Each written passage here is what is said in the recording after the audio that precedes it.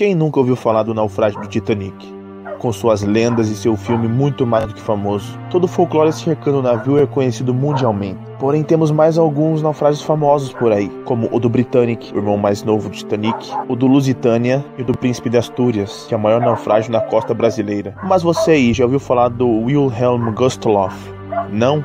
Então conheça agora a história do que pode ser o maior naufrágio da história. O Wilhelm Gustloff foi um navio de cruzeiro transatlântico alemão, fabricado em 1937 em Hamburgo, pelo estaleiro Blohm & Voss, e recebeu esse nome como uma homenagem ao líder suíço do Partido Nacional Socialista Regional. Para quem não sabe, Partido Nacional Socialista e Partido Nazista são a mesma coisa.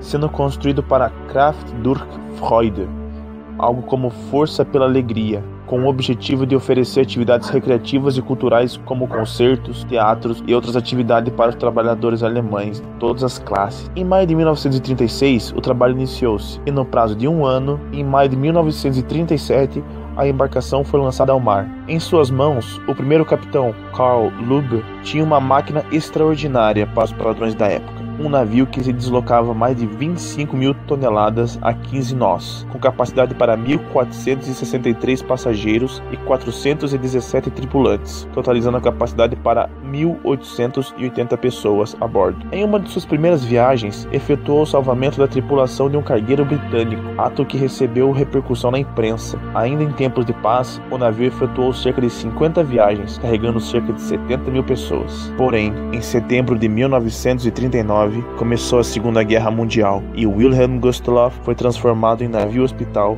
colaborando na evacuação de feridos da Polônia e mais tarde na Dinamarca e na Noruega. Em 17 de novembro de 1940, foi transferido para Gotenhafen e colocado fora de serviço como navio-hospital, sendo transformado em navio-alojamento em 20 de novembro de 1940. E assim se seguiu até janeiro de 1945. Adolf Hitler e Karl Donitz estavam vendo que a situação era crítica pelos lados da Prússia Oriental, território que hoje está dividido entre Polônia, Lituânia e Rússia. Foi então que foi planejada a Operação Hannibal, na qual Wilhelm Gustloff, partindo de Gotenhafen, evacuaria milhares e milhares de refugiados que esperavam nas cidades. Sob o comando dos capitães Friedrich Petersen e Wilhelm Zahn, o navio viajava com uma tripulação mínima para poder carregar o máximo de pessoas possível. Foi então que chegou o fatídico dia 30 de janeiro de 1945. Neste dia, Wilhelm Gustloff recebeu cerca de 9.600 refugiados, que se juntaram a cerca de 1.000 tripulantes, o que totalizaria 10.600 almas a bordo da embarcação.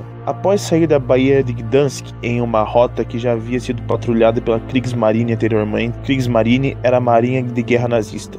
O navio ia em comboio juntamente com o cruzador de batalha Almirante Ripper. Também contava com uma flotilha de caça-minas e Z-Boots. Quando a noite caiu, uma flotilha de caça-minas foi avistada rumando na direção contrária na ponte de comando do Wilhelm Gustloff. Foi então que o capitão resolveu dar um sinal de luz, que era uma forma de comunicação entre as embarcações. Esse foi um erro fatal. O submarino soviético S-13, comandado pelo capitão Alexander Marinesko, avistou o navio enquanto patrulhava a costa polonesa. Marinesko estava sob investigação dos soviéticos por ter cometido falhas e erros crassos por sua dependência do álcool. Sendo assim, quando foi avistado pelo operador do periscópio que uma belonave inimiga foi avistada, viu ali a esperança do ato que salvaria sua carreira. Sendo assim, determinou que 4 torpedos fossem disparados contra o navio. Os 4 torpedos continham inscrições.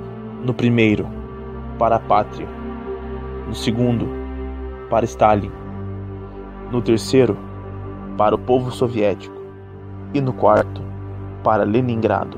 Curiosamente, o único torpedo que não acertou o alvo foi o para Stalin. Os outros acertaram na proa e no meio do navio, em pleno mar Báltico. O Wilhelm Gustloff estava mortalmente ferido. Em pouco tempo, o navio começou a virar para bombordo, praticamente impossibilitando o lançamento dos botes. Enquanto isso, os tripulantes faziam o sinal de código Morse por faróis e lançando os foguetes sinalizadores para que os navios que estivessem por perto pudessem ajudar. No meio da situação de pânico, muitos morreram pisoteados no caos que se seguiu para conseguir entrar em um bote. Pouco tempo depois, o navio estava virado, com muitos tentando se salvar ficando na lateral do navio. Apenas os Z-Boot e os caça-minas foram acudir quem precisava. O cruzador Admiral Ripper se afastou, temendo o submarino soviético. 1 hora e 2 minutos após ser atingido, às 22h16 de 30 de janeiro de 1945, Wilhelm Gustloff era sepultado sob as águas geladas do Mar Báltico. Segundo as pesquisas mais recentes, havia exatamente 10.582 pessoas no navio e 964 foram resgatadas com vida. Então podemos afirmar que o naufrágio levou 9.618 vidas, sendo até hoje, por uma margem gigante,